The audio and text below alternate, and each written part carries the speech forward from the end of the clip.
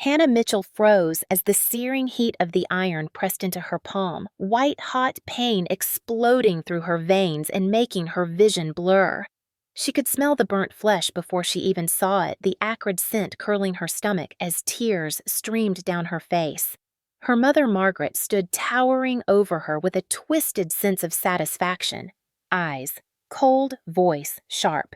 "This is how you learn manners," she hissed, pressing the iron harder, ignoring Hannah's desperate yelps and the sting that shot up her arm. Every nerve screamed, every heartbeat pounded against her chest as she tried to pull away, but Margaret's grip was ironclad, controlling, suffocating. Hannah's mind raced panic mixing with a flicker of defiance. She remembered the countless times her hand had been scalded, the bruises that never healed, the words that cut deeper than any burn. Sophie. Her older sister stood frozen at the doorway, eyes wide, unable to intervene, the silence deafening. Hannah's heart twisted with a mix of fear and fury. She knew this wasn't just about manners, it was about control domination, a cruel ritual she had endured for years. Sweat dripped down her forehead, her fingers numb, her stomach heaving as the pain threatened to make her collapse. Yet in that moment of agony, a spark ignited. Hannah's hand trembled not just from pain, but from a gathering resolve. She reached for her phone, hidden in the pocket of her apron, shaking but determined. Every second counted, every movement carried risk. Margaret's attention wavered for a fraction of a second, and Hannah snapped a quick, trembling photo capturing the burn, the terror, the twisted satisfaction on her mother's face. That image, she realized, would be the key to everything: the proof, the justice, the reckoning. Margaret's sneer faltered as she noticed Hannah's subtle movement, a flicker of awareness dawning in her eyes, but it was too late. Hannah pulled back, clutching her injured hand, pain, screaming tears flowing, but a dangerous calm settled over her. She would not be silent anymore. This wasn't just punishment, it was the beginning of exposing years of abuse, of taking back control, of turning fear into strategy. The kitchen smelled of burnt skin and anger, the walls echoing with memories of countless times she had been controlled, hurt, and silenced. Hannah's chest heaved as she whispered to herself the words steady, despite the tremor in her voice. "I'm not yours to break anymore." Her mind raced, plotting, calculating, knowing that every tear, every scar, every image captured would become her armor. Margaret's control was slipping, and Hannah could feel the shift in power, the subtle turn where fear would become leverage. Sophie's eyes glistened with shock and guilt, a silent witness finally awakened. In that moment, the kitchen transformed from a place of torment into a battleground of cunning and courage. Hannah's resolve hardened like tempered steel. The burns on her hand were excruciating, but the fire in her spirit blazed hotter. She had survived, she would fight back, and she would do it smartly publicly, leaving no room for doubt or denial. This was only the first strike in a long campaign of exposing her mother's tyranny, a prelude to a reckoning that would be witnessed by everyone who had ever turned a blind eye. Hannah clutched her hand, staring at Margaret's face, seeing the first cracks in her armor, and she knew that the next moves would change everything. Pain, fury, strategy, and justice coalesced in her chest as she took a shaky breath. This was her moment, the hook of her own story, the opening of a chapter where she would no longer be the victim but the orchestrator of consequences, her burns marking not defeat but the beginning of empowerment. After the searing pain from the iron began to dull, Hannah clutched her hand tightly, the skin raw, red, and throbbing. Margaret did not move away. She hovered over Hannah, arms crossed, lips pursed in a smirk that made Hannah's stomach churn. "You always overreact," Margaret said coldly, her voice slicing through the room like a knife. "It's just a little lesson. You're dramatic." Every word was designed to twist reality, to convince Hannah that her pain, her fear, and even the years of bruises and burns were her own fault, that she was imagining the cruelty. Hannah's mind raced as the panic and fury mingled. She could hear the echo of past slaps, the harsh tones of screaming, the times she had been thrown against walls or forced to kneel for hours.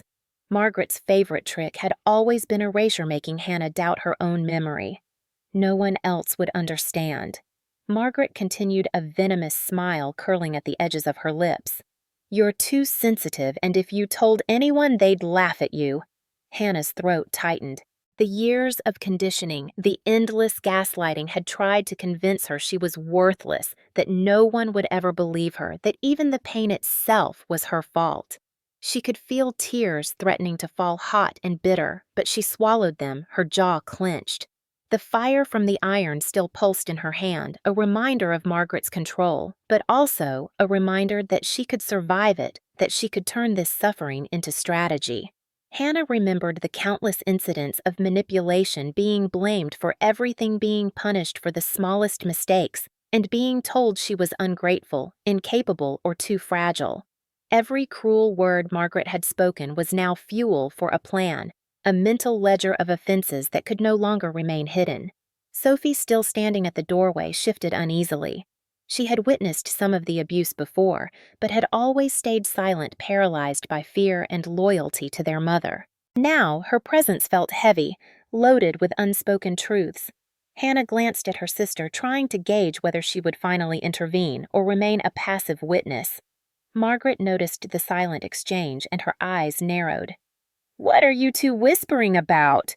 she demanded, the voice now sharp, controlling a whip, snapping through the tension of the room. Hannah swallowed hard, trying to steady her voice. Nothing she said, but the tremor betrayed her, the underlying challenge present even in the single word. Margaret advanced the kitchen floor, creaking under her heavy steps. She grabbed Hannah's wrist with one hand and shoved her slightly against the counter. The sharp pain in her hand mixed with the pressure of her mother's grip, a dual reminder of the physical and psychological control that had dominated her life. "You will behave," Margaret hissed, her breath hot against Hannah's ear. "Or you will regret it." The threat hung in the air like a storm cloud, heavy and suffocating, and Hannah felt a shiver run down her spine. But beneath the fear, beneath the memories of years of abuse, a stubborn ember of defiance glimmered. Hannah's mind raced through the ways Margaret had manipulated her, controlled her, and isolated her from the world. Every gaslighting phrase was a weapon she could now recognize, a script she could counter. She thought of the photos she had taken moments ago, the first proof of Margaret's cruelty that could no longer be erased or denied. Margaret, noticing the flicker of resolve in Hannah's eyes, tightened her grip slightly, almost as if she could sense the shift. "You think you're clever," Margaret spat, releasing Hannah's wrist but stepping closer, the intimidation palpable. "You'll never get away with challenging me. No one will believe you. Everyone knows I raised you and you're just an ungrateful, spoiled child." Hannah's chest tightened, the words slicing like knives, but she forced herself to breathe slowly, counting to 10 in her mind. She knew that anger without strategy would only strengthen Margaret's control. Instead, she focused on the subtle tactics she had learned in years of observation. Margaret's threats were predictable, her gaslighting consistent. Hannah had cataloged every word, every move, every manipulation. She would use them all carefully publicly, where there would be witnesses, where Margaret's lies would unravel. For now, Hannah needed to survive this moment, to endure the pressure, to maintain a calm exterior, even as her mind raced with plans. Sophie, trembling, finally spoke. "Mom, maybe you went too far," she said softly, almost a whisper, but loud enough for Margaret to hear. Margaret's head snapped toward her daughter, eyes narrowing into slits. "Don't tell me how to raise my children," she barked, the voice rising sharp and threatening. "Stay out of this." "You think you know better than me?" Sophie shrank back, a mix of fear and guilt in her expression, but Hannah noticed a spark there, a hesitant courage that could be nurtured. Hannah steadied herself, the pain in her hand, throbbing her arm, trembling, but her voice gained a subtle strength as she said, "This isn't right. You hurt me. I will not stay silent anymore." The words landed like stones in the room, shocking in their defiance.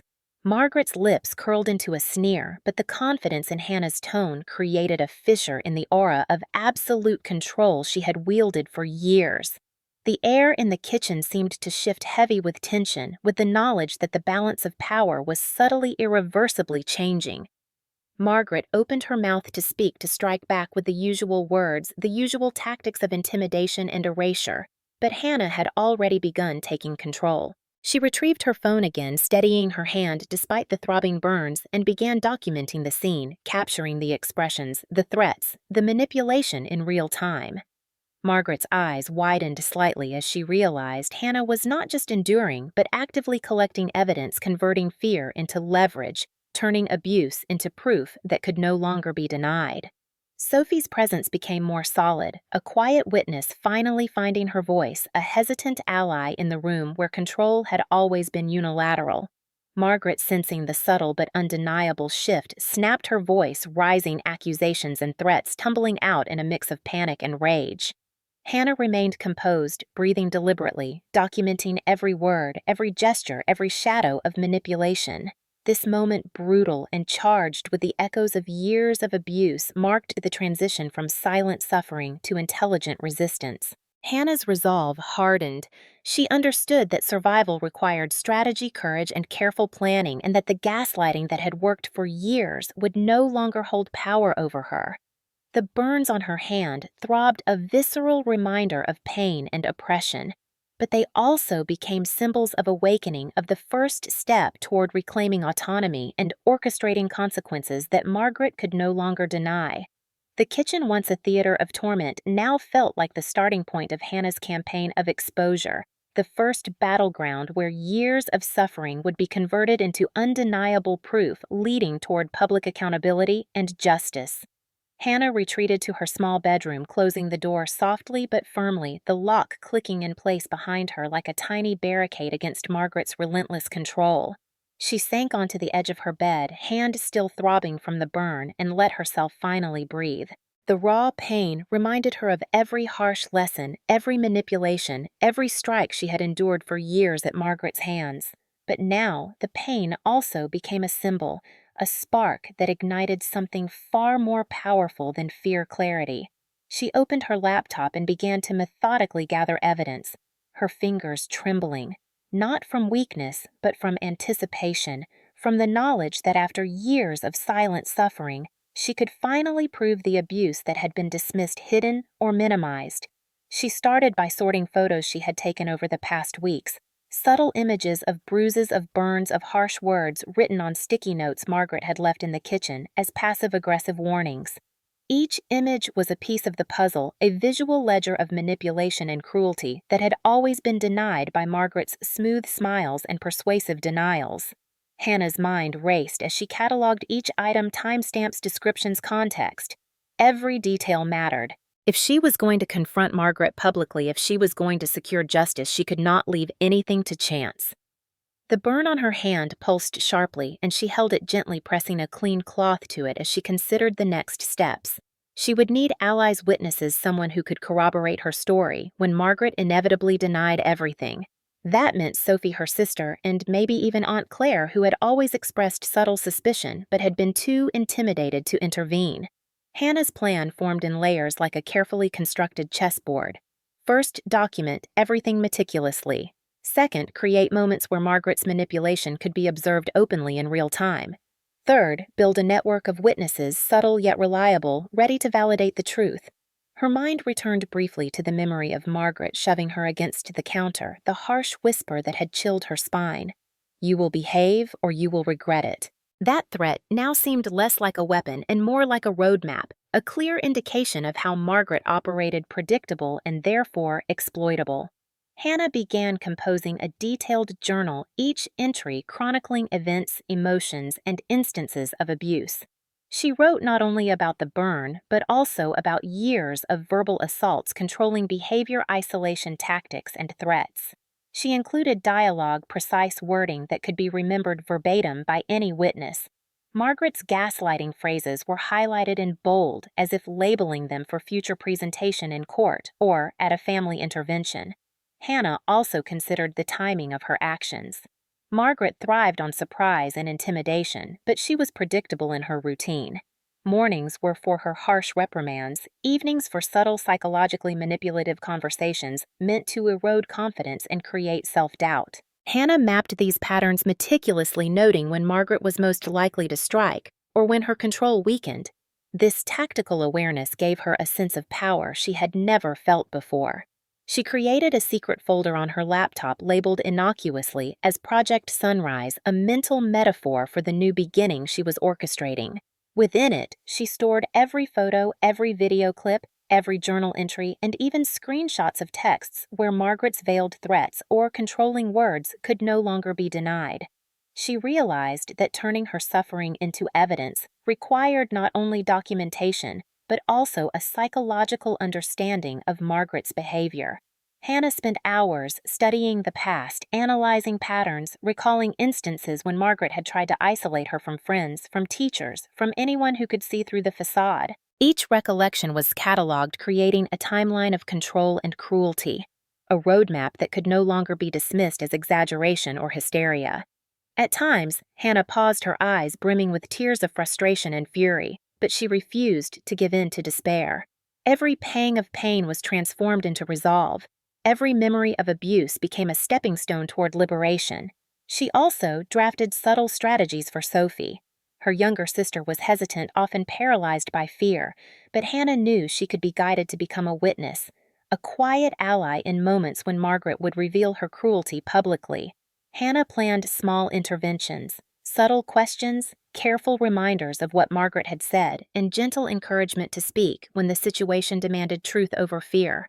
Her plan was not just about exposing Margaret, but also about empowering herself and Sophie to reclaim control over their lives. As the hours passed, Hannah reviewed her strategy repeatedly, running through scenarios in her mind. What if Margaret denied the burn? What if she accused Hannah of lying, of being dramatic? Hannah countered each potential argument with evidence rehearsal and the understanding that Margaret's power depended on secrecy and denial. Hannah's hand throbbed continuously, but each pulse reminded her that pain could be converted into proof, that suffering could be weaponized against the abuser, without violence, only intelligence, strategy, and preparation. By late evening, Hannah had compiled a comprehensive dossier, photographs, journal entries, timestamps, witness notes, and even recordings of Margaret's threats and gaslighting attempts. She reviewed each item meticulously, ensuring clarity, coherence, and undeniable validity. The dossier was not merely a collection of memories, but a carefully constructed argument, a tangible representation of years of abuse that Margaret could no longer erase or manipulate. As she placed the laptop aside and held her throbbing hand, Hannah felt a mixture of exhaustion, fear, and fierce determination. The plan was in place, the evidence was ready, and the emotional strength she had cultivated over the years was ready to transform into public action. This moment marked a critical turning point, the shift from silent endurance to intelligent, calculated resistance. Every thought, every move, and every detail was geared toward one goal: exposing Margaret's abuse, reclaiming autonomy, and ensuring that the cycle of control and cruelty could no longer continue unchallenged. The burn, the bruises, the years of psychological manipulation had led to this precise point. Hannah understood this gravity of the moment, the danger and the courage it required, but she also recognized the inevitability of justice when preparation strategy and moral resolve were fully aligned. The bedroom, once a refuge for silent suffering, had now transformed into a command center for liberation. Each photo, each journal entry, and each recording was a soldier in the battle against oppression, ready to testify to the truth that Margaret had worked so hard to conceal. As Hannah finally leaned back, exhaustion and adrenaline mingling, she knew that the coming days would be critical, that timing, patience, and precision would determine the impact of her resistance. But for the first time in years, Hannah felt a genuine, unshakable sense of control, a rare power over her own fate, and the knowledge that Margaret's reign of fear was on the brink of public exposure and undeniable consequences. The day Hannah had been meticulously planning for months arrived with an almost unbearable tension. The air, thick in the house, charged with the same oppressive energy that had haunted her since childhood. She knew Margaret would try to control everything, manipulate perceptions, and maintain dominance through fear and intimidation, but Hannah was prepared. Every piece of evidence she had gathered was securely stored, every witness briefed on subtle cues, every potential denial countered with fact and documentation. As Margaret moved through the kitchen, preparing her usual condescending coffee and glances filled with judgment, Hannah calmly entered, hand wrapped in a light cloth that concealed the still fresh burn. Margaret's eyes flicked up a flash of smugness dancing across her face. "What are you doing with that?" she demanded, her tone sharp and dismissive, assuming control as always. Hannah held her ground, heart pounding yet resolute, and spoke slowly, deliberately. "I need to talk to everyone now." The words were simple, but they carried the weight of years of suppressed truth, the latent fury and intelligence that Margaret had never been able to foresee or contain. Margaret's initial reaction was a dismissive scoff, a patronizing wave of the hand meant to belittle Hannah's audacity. She said, "This again, you're making things up." But Hannah was ready. She stepped forward, laying her laptop on the dining table and opening the folder labeled Project Sunrise. The screen illuminated photographs of bruises, the burns on her hand, and the meticulously dated journal entries documenting each instance of abuse. Margaret's eyes widened for a moment, a flicker of uncertainty passing across her otherwise confident facade. Hannah's voice rose slightly, carrying not anger, but unwavering clarity. "This is not imagination. This is documentation. Years of control threats and violence are here for everyone to see." Sophie, who had been quietly observing from the doorway, felt a shiver run down her spine. For the first time, she saw the abuse not just through whispered comments or fleeting glances, but as undeniable evidence displayed publicly. Margaret attempted to intercept, to manipulate the narrative. "These are lies. Exaggerations. She's trying to humiliate me." She spat, voice sharp and defensive, but Hannah anticipated this. She pressed play on a series of discreet recordings, Margaret's own words filling the room, the threats, the gaslighting, the manipulative commands she had used to control, belittle, and isolate Hannah for years. The recordings were clear, precise, impossible to dismiss, and the room went silent as every word echoed against the walls. Aunt Claire, who had quietly observed for years, finally stepped forward, voice trembling but firm. "I've suspected this, and now I see the truth. You cannot deny what you've done." Margaret's composure began to crack a subtle quiver in her lips, eyes darting for control, but Hannah maintained unwavering eye contact, a silent command that this confrontation would not end with intimidation. The psychological tension peaked as Hannah removed the cloth from her hand, revealing the raw burn, a visceral symbol of the years of cruelty, the pain that had been denied or minimized. Every gasp, every intake of breath was a small victory, a public acknowledgement of the suffering Margaret had caused. Sophie, emboldened by Hannah's courage, added her voice. "I've seen it all. You always made her afraid to speak. I can't stay silent anymore." The combination of photographic evidence recordings and eyewitness accounts created an undeniable wave of accountability. Margaret tried to redirect, to twist the narrative, but the precision of Hannah's preparation left no room for manipulation. The tension escalated further when a neighbor whom Hannah had discreetly informed of Margaret's abusive patterns arrived unexpectedly, corroborating several incidents of abuse witnessed from outside windows and brief encounters. The external validation pushed the confrontation to its climax. Margaret's attempts to gaslight and intimidate became frantic, her control evaporating with every corroboration, every piece of evidence, every witness speaking truth to power. Hannah's emotions swirled a mixture of anger, vindication, and relief as she realized the extent to which Margaret's calculated cruelty could finally be challenged publicly. The room, once dominated by Margaret's oppressive presence, was now filled with witnesses, allies, and the undeniable reality of exposure. Hannah's voice, calm but resolute, carried to every corner. "This ends now. The years of control, threats, and abuse cannot continue. Everyone here sees the truth, and Margaret will be held accountable." Margaret's face turned pale. Her typical dominance shattered, revealing the raw vulnerability she had spent decades concealing behind arrogance and manipulation. The high-pitched tension of months, years, even culminated in a moment of stark clarity. Hannah's intelligent resistance had transformed the narrative. She had converted suffering into proof, fear into strategy, and oppression into public accountability. No denial, no manipulation could override the weight of meticulously documented evidence, corroborated witness testimony, and the undeniable visual and auditory proof of abuse.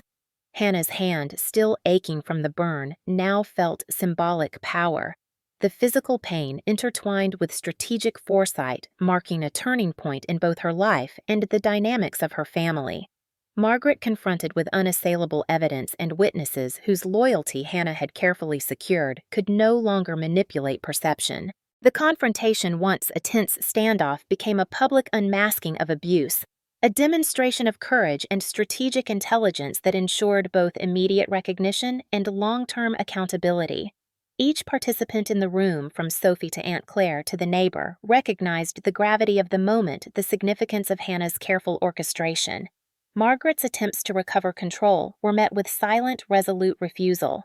Hannah, finally able to breathe without fear, saw the ripple effect. Family members who had previously been complicit through silence were now forced to confront the truth, to acknowledge the abuse, and to accept that their inaction could no longer protect Margaret or conceal the harm inflicted over decades. The emotional intensity surged as Margaret's facade crumbled, each word Hannah spoke, each piece of evidence presented, and each witness affirmation building toward a crescendo that marked the definitive turning point. The psychological release for Hannah was profound. Years of planning, strategizing, and enduring had culminated in a public exposure that could not be denied. The twist was clear, not just in Margaret's unmasking, but in the reclaiming of power by Hannah, the formerly silenced victim who now stood at the center of truth, courage, and strategic justice. The room's atmosphere, once thick with fear and tension, transformed into recognition of accountability, the emotional undulation of power. Fear and relief manifesting in every face, every pause, every whispered acknowledgement that the dynamics of control had shifted irreversibly. Hannah's victory was not violent, but absolute, achieved through meticulous planning, strategic evidence presentation, and unwavering courage in the face of a lifetime of psychological and physical abuse. The moments after the confrontation were a surreal blur of emotions, a maelstrom of tension relief and lingering fear that seemed almost too heavy to bear. Hannah felt an adrenaline surge coursing through her veins, her chest tight but filled with the undeniable sense of accomplishment. Margaret, now stripped of her carefully maintained facade, sat in stunned silence, her usual sharp tongue reduced to sporadic, tremulous protests. "This isn't fair. You're twisting everything. Nobody will believe you." But every eye in the room bore witness to the truth. Every evidence point meticulously displayed, every recording undeniable. Hannah's hand throbbed, a constant reminder of the physical abuse that had been minimized or dismissed for so long. Yet the pain was now tempered by the empowering knowledge that justice was finally within reach. Sophie, her younger sister, hovered nearby, face pale but resolute, whispering, "I can't believe it actually happened. I always knew, but I didn't know how to help." Hannah reached out, grasping Sophie's hand firmly, the bond of shared trauma and courage solidifying in that simple touch. Aunt Claire, who had spent years turning a blind eye, now struggled with guilt and horror, her voice shaky as she admitted, "I should have seen this. I should have acted." The ripple of accountability spread through the room, the emotional undulation intense, every person forced to confront the stark reality of Margaret's control and abuse. Margaret attempted to deflect, raising her voice, attempting to intimidate and gaslight, but the room no longer responded with fear. Instead, they met her with silent resolve, faces hardened by witnessing the undeniable evidence. Hannah's meticulous planning ensured no escape from manipulation. Every denial had been preemptively countered with proof, every attempt to rewrite history rendered impotent. As the initial shock began to settle, the weight of years of suppressed emotions crashed down upon Hannah. Tears mingled with a trembling smile, the complexity of victory intertwined with the trauma that had shaped her life. The burn on her hand, once a symbol of pain and submission, now embodied resilience and strategic triumph. She moved to sit, grounding herself, letting the immediate emotional torrent wash over her. Margaret, increasingly frantic, attempted to assert dominance physically. stepping forward with threatening gestures, but Hannah stood her ground, unwavering, the presence of witnesses nullifying any possibility of intimidation. The neighbor, previously discreet, now spoke firmly, corroborating incidents that Margaret could no longer deny. The external validation was crucial. It not only reinforced Hannah's position, but also shattered Margaret's remaining illusions of control. Emotional turbulence escalated as family members processed the gravity of revelations. Some turned away, unable to face the magnitude of abuse, while others, like Sophie, drew closer, finding solace in shared acknowledgement. Hannah's voice, though quivering with residual fear and anger, carried authority. "This is real. The abuse is real. The control is real, and it ends here. You cannot manipulate or intimidate anyone anymore." Margaret's panic was palpable, every attempt at verbal defense falling flat against the wall of documented truth and witness testimony. The psychological reversal was immediate. The household's power dynamics had shifted irreversibly. Hannah, despite physical pain and the lingering emotional weight, felt a spark of empowerment ignite. Years of silent suffering had culminated not in vengeance, but in undeniable truth and public accountability. The atmosphere thickened as the reality of impending legal action dawned upon Margaret. The evidence, carefully cataloged and preserved, would not only vindicate Hannah, but also expose Margaret to consequences previously unimaginable. The emotional intensity surged as the family grappled with the duality of relief for Hannah's courage and horror at the revelations of abuse. Aunt Claire, grappling with complicity, quietly pledged to support Hannah, acknowledging the need to confront past inaction. Sophie, emboldened by Hannah's bravery, took small steps toward reclaiming her own voice, recognizing the potential to break cycles of fear and silence. Margaret, increasingly desperate, attempted to regain control through manipulation, blaming external pressures, projecting guilt onto others. But Hannah anticipated these tactics, responding with calm, precise recounting of facts and evidence, each point punctuated with visual confirmation from photographs and recordings. The emotional undulation reached a peak as Hannah's mother, previously complicit through denial or ignorance, confronted the undeniable consequences of inaction. Her tears reflecting guilt, shame, and the dawning understanding of complicity in sustaining abuse. Hannah, in the midst of emotional chaos, maintained strategic composure, her intelligence and planning transforming traumatic exposure into a demonstration of calculated, intelligent resistance. The burn, the bruises, the years of gaslighting, all converged into a moment of undeniable truth that no denial, no manipulation could overturn. Margaret's final attempts at verbal dominance were met with firm silence, the room unified in recognition of abuse control and the imperative of accountability. Hannah's courage and foresight became a focal point, inspiring witnesses to speak openly, share corroborative details, and affirm support for justice. The emotional tide slowly shifted from chaos to resolution. While the pain and trauma remained, so did a profound sense of agency. Hannah had taken a life defined by suppression and transformed it into one of strategic triumph, public exposure, and immediate consequence. Each person present now understood the gravity of events, the stakes of intervention, and the irreversible change in family dynamics. Margaret, confronted with exposure and validation from multiple sources, could no longer rely on intimidation, deception, or control. The room, once dominated by fear, now resonated with acknowledgement, courage, and the promise of accountability.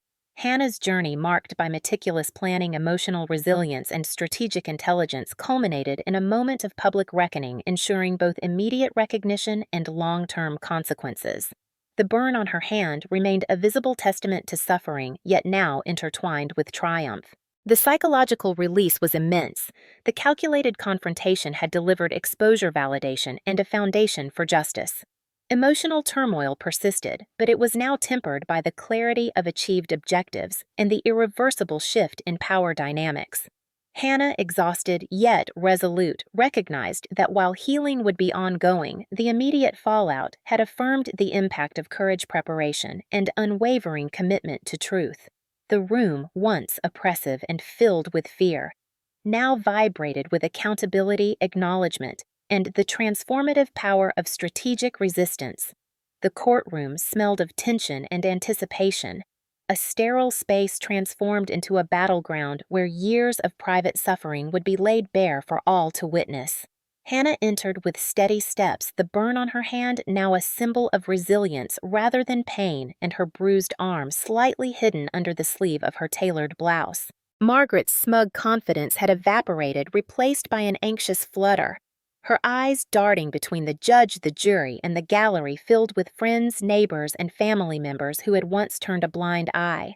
The proceedings began with a meticulous presentation of evidence. Photographs of burns, bruises, and scars, meticulously cataloged, accompanied by detailed medical records and psychological reports that documented years of escalating abuse and manipulation.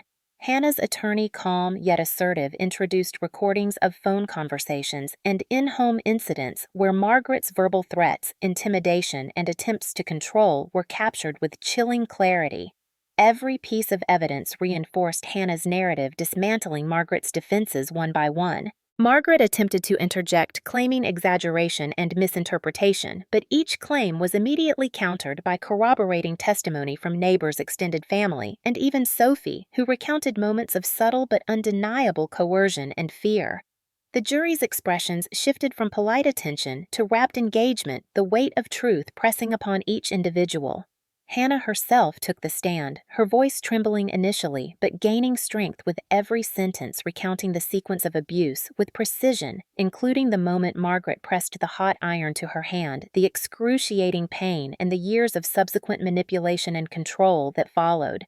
She described the psychological torment, the constant surveillance, the insidious gaslighting, and the ways Margaret had attempted to erase her sense of self, all while maintaining an outward appearance of normalcy to outsiders. The courtroom was silent except for her measured, unwavering account, the tension almost tangible. Margaret's face contorted with frustration, her lips twitching as she struggled to maintain composure. Hannah's narrative was strategic, highlighting both the physical abuse and the calculated psychological control, ensuring that the jury and the judge could not separate one from the other. The evidence of the hot iron burn was particularly striking, a concrete representation of extreme violence that left no room for doubt. Hannah's attorney connected each detail to the broader pattern of control and domination, emphasizing that this was not a singular incident, but a sustained campaign of abuse designed to instill fear and submission. The judge, attentive and authoritative, allowed each point to be presented fully, nodding occasionally at the thoroughness of documentation and the clarity of witnesses' testimonies. As Hannah recounted her strategy for meticulously recording evidence, the audience began to grasp the depth of her intelligence and courage. She had transformed her suffering into a meticulously orchestrated path toward justice. Margaret attempted a last-ditch defense, claiming that Hannah was seeking attention and revenge, but the testimony of Sophie Aunt Claire and other witnesses had firmly established a pattern of repeated abuse. The turning point came when Hannah presented the X-rays, revealing damage that had been ignored and concealed for years, a visual testament to the physical consequences of Margaret's cruelty. The judge allowed the images to be examined closely, the courtroom murmurs rising as the stark reality sank in. The legal process moved swiftly after that. Each piece of evidence, each corroborative testimony, and each witness statement layering upon the other, leaving Margaret increasingly isolated and vulnerable. Hannah's final statement, delivered directly to the jury, was a blend of composed authority and raw emotion. She articulated not only the pain and suffering endured, but also the resilience, intelligence, and strategic planning that had led to this moment. She emphasized the necessity of accountability, stating that no amount of wealth, social standing, or familial manipulation could shield a perpetrator from the consequences of their actions when the truth was clearly documented and presented. The verdict, when it came, was emphatic.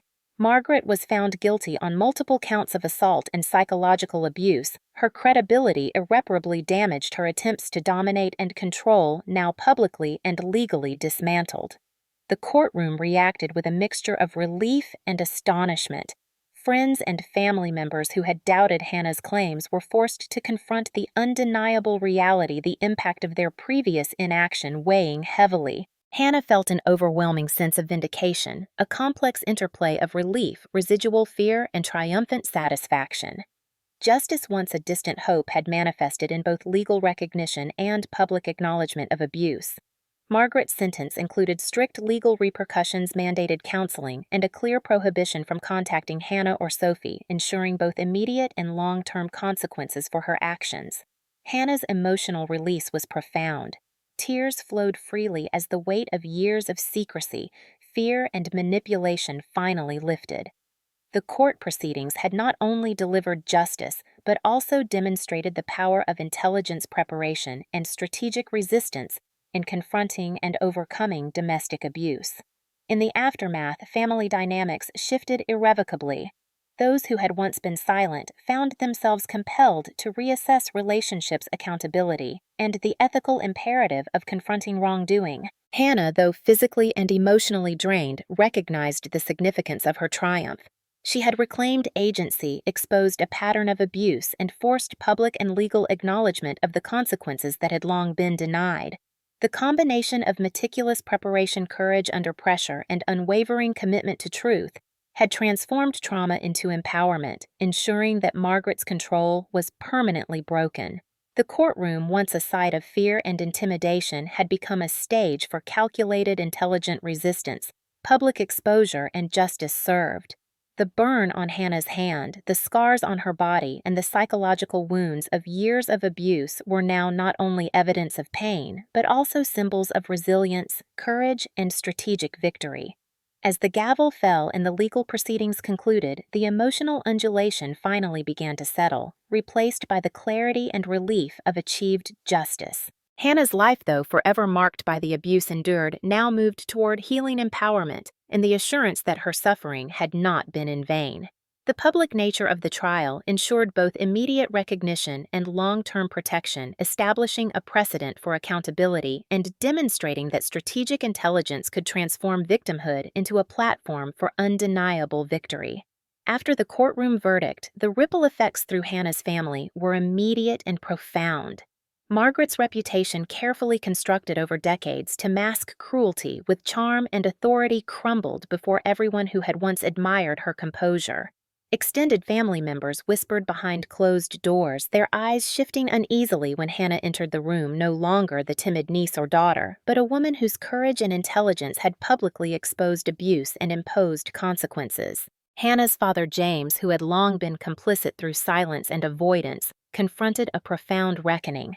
He could no longer ignore the physical and emotional scars inflicted upon his daughter, the evidence undeniable and public. Hannah's mother, Clara, who had encouraged compliance and obedience, felt the sting of accountability as Margaret's conviction forced a reflection on enabling behavior, and even subtle complicity could not shield her from scrutiny. Hannah's sister Sophie, who had once cowered in fear of her mother's temper and manipulations, now embraced a newfound strength, walking beside Hannah in public events and legal appointments, her support visible and unwavering, a public testament to solidarity and resilience. Social media amplified the impact. Local news outlets reported on the verdict, framing Hannah's story as a rare example of courage, intelligence, and meticulous preparation in confronting domestic abuse.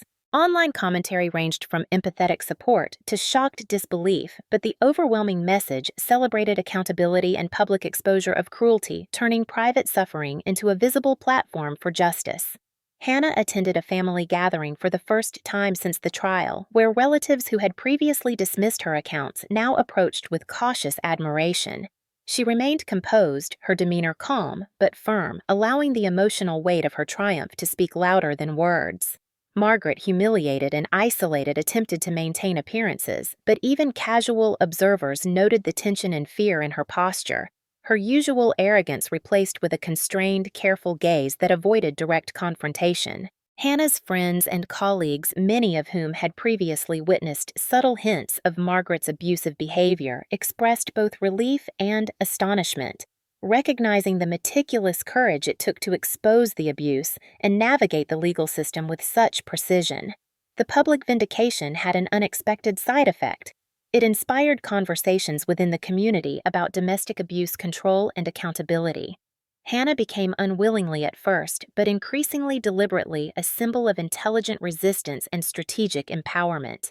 Letters and messages arrived from strangers recounting similar experiences, thanking her for shedding light on the reality of domestic violence and demonstrating that careful documentation and courage could turn a situation of fear into one of authority and justice. Within the household, small shifts signaled deeper transformations.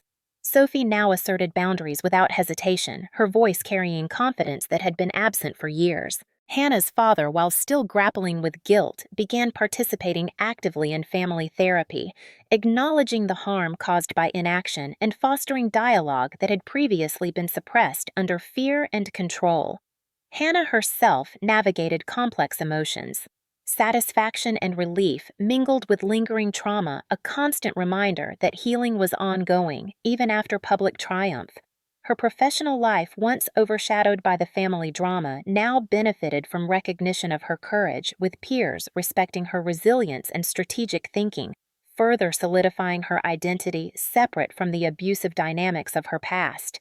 Publicly, Hannah's story became a cautionary tale for abusers and a roadmap for victims seeking justice. Interviews, articles, and speaking engagements allowed her to articulate not only the events themselves, but also the intelligence and preparation necessary to ensure accountability, turning personal trauma into community education and empowerment. Margaret's social standing deteriorated rapidly. Former allies distanced themselves fearful of association with a convicted abuser, while friends and relatives who had once enabled her subtly retracted support, leaving her isolated both socially and emotionally. Hannah's deliberate, calculated actions ensured that consequences were comprehensive legal penalties, public exposure, family recognition, and societal acknowledgement, leaving no avenue for escape or denial. The interplay of public humiliation, reinforced boundaries, and strategic narrative control demonstrated the power of measured resistance, turning years of fear and pain into a platform for lasting justice. In private moments, Hannah reflected on the journey from silence to authority, recognizing the depth of courage required to transform vulnerability into strategy, abuse into evidence, and fear into calculated action. Every step in the courtroom, every piece of documented abuse, and every calculated interaction with family members had contributed to a comprehensive, unassailable narrative that ensured justice not only in legal terms, but also within the broader social and familial context.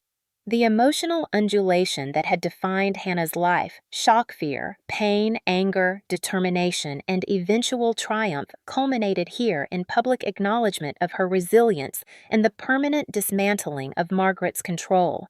Family gatherings, once tense and filled with silent threats, became spaces where boundaries were clear. Respect was enforced and manipulation was impossible.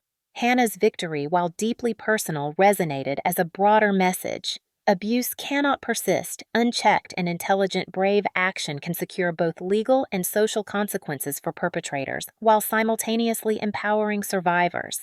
As Hannah stepped into the sunlight after yet another court-mandated session, the wind carrying a sense of renewal, she felt the culmination of years of strategy, courage, and patience crystallize into a singular moment of empowerment. Margaret, watching from a distance, could do nothing to reverse the tide. The public had witnessed, the legal system had acknowledged, and the family had recalibrated. Hannah's life, though forever marked by the abuse endured, now moved forward with clarity, strength, and an unwavering commitment to boundaries, justice, and self-determination.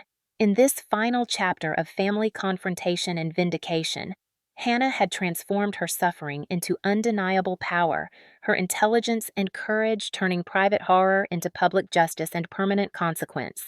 In the weeks following the courtroom victory, Hannah felt an unfamiliar sense of calm slowly settling over her life, a stark contrast to the years of fear, tension, and anticipation that had dominated every waking moment. Each morning she awoke without the familiar knot of anxiety in her stomach, a subtle reminder that the power dynamic that had once suffocated her was permanently dismantled. Therapy sessions, initially approached with skepticism, became a sanctuary where she could process layered emotions: grief for lost innocence, rage for the abuse endured, and pride for the courage she had demonstrated. Dr. Alvarez, her therapist, guided her through exercises emphasizing agency affirmations and boundary setting, allowing Hannah to internalize lessons learned from her strategic resistance and apply them to her daily interactions both personally and professionally. Hannah's professional life flourished as well. Colleagues who had previously viewed her as quiet and accommodating now recognized her resilience, analytical skills, and ability to navigate high-stress situations with composure. Invitations to speak at local workshops on domestic abuse and empowerment began to arrive, offering her a platform to share her story while also educating others on recognizing, documenting, and confronting family abuse intelligently and safely. Public recognition, though initially uncomfortable, became an empowering reinforcement of the justice she had fought so diligently to achieve, and she gradually embraced her role as both a survivor and an advocate. Sophie, her sister, remained a steadfast companion, their bond strengthened by shared experiences and a newfound transparency that had been impossible under Margaret's manipulative control. They established clear communication patterns, openly discussing triggers, fears, and achievements, creating a relational framework built on mutual respect and emotional safety. Hannah also began to rebuild social connections long neglected. Old friends who had sensed her struggles reached out, offering support and companionship without judgment or pity. The emotional undulation that had characterized her life, the dizzying highs and crushing lows, now found equilibrium. Though Hannah remained vigilant, aware that healing was a continuous process requiring attention, honesty, and deliberate effort. Physical reminders of past abuse, such as scars and muscle tension, were addressed with medical support, exercise, and self-care rituals allowing her body to recover alongside her mind. Mornings included gentle stretches and mindfulness exercises. Evenings offered quiet reflection or journaling, and weekends became opportunities to reconnect with hobbies and passions that had been suppressed, from painting to hiking, each act reinforcing autonomy and joy. Hannah's relationship with her father, James, evolved as he engaged actively in family therapy, confronting his own complicity and learning to listen without defensiveness or minimization. Their interactions, once fraught with tension and avoidance, gradually developed a new rhythm marked by accountability, candid discussion, and cautious trust, a tentative but meaningful reconciliation grounded in mutual effort and acknowledgement of past wrongs. Margaret's absence in day-to-day life served as both relief and reminder. The house no longer felt oppressive, and family interactions were no longer governed by fear or manipulation. Hannah's mother, Clara, while still grappling with the legacy of enabling behaviors, participated in structured family therapy and individual counseling, recognizing the importance of supporting healthy dynamics and respecting Hannah's boundaries, fostering a safer environment for all interactions moving forward. Hannah's internal narrative shifted from survivor to strategist and ultimately to advocate. She began documenting experiences, strategies, and emotional insights in a personal memoir, not only as catharsis, but also as a tool to help others facing similar circumstances understand that intelligent resistance, careful preparation, and patience can create opportunities for justice and empowerment. Community engagement deepened her sense of purpose. Workshops, support groups, and educational sessions allowed her to translate personal trauma into collective learning, reinforcing that abuse, no matter how hidden or normalized, can be confronted effectively. Socially, Hannah explored relationships with a clearer sense of self, establishing romantic, platonic, and professional boundaries that reflected lessons learned from years of manipulation and control. These boundaries created space for genuine connections, trust building, and emotional safety, a stark contrast to previous interactions governed by fear, intimidation, or coercion. Holidays, family gatherings, and social events became occasions not for anxiety, but for measured participation, observation, and enjoyment. Hannah approached them with strategic awareness, prepared to enforce boundaries, yet open to connection, allowing moments of joy and normalcy to coexist with vigilance and self-respect. The emotional undulation that had defined her adolescence and early adulthood transformed into a narrative of resilience. Moments of reflection carried gratitude, moments of grief carried acknowledgement, and moments of fear carried preparation and strategy. Each layer contributed to a complex but ultimately empowering identity, where past trauma informed present strength without dictating it. As the seasons changed, Hannah embraced new beginnings with intention, relocating to a space that symbolized autonomy, engaging in work that reflected personal values and cultivating relationships that reinforced dignity and respect. The past remained a guide, not a prison, and she approached each day with measured confidence, aware of the potential for challenge, but armed with the tools, insights, and emotional resilience to navigate them successfully. The story of her mother's abuse, once private and isolating, now served a dual purpose, a testament to personal strength and a beacon for others. Public acknowledgement of her courage created ripples beyond her immediate circle, inspiring discussions about domestic abuse control and intelligent resistance in communities previously hesitant to confront such realities. Hannah's life, once dominated by fear and uncertainty, now expanded into domains of empowerment, advocacy, and self-determination, her identity no longer constrained by past trauma, but defined by the conscious, courageous choices she made every day. In final reflection, Hannah understood that healing was not linear, but cyclical, each step reinforcing agency, confidence, and autonomy. Her journey from fear to strategic resistance, public vindication, and now empowerment illuminated the possibility of reclaiming life from abuse, demonstrating that trauma could catalyze strength, intelligence, and advocacy when approached with clarity, courage, and determination.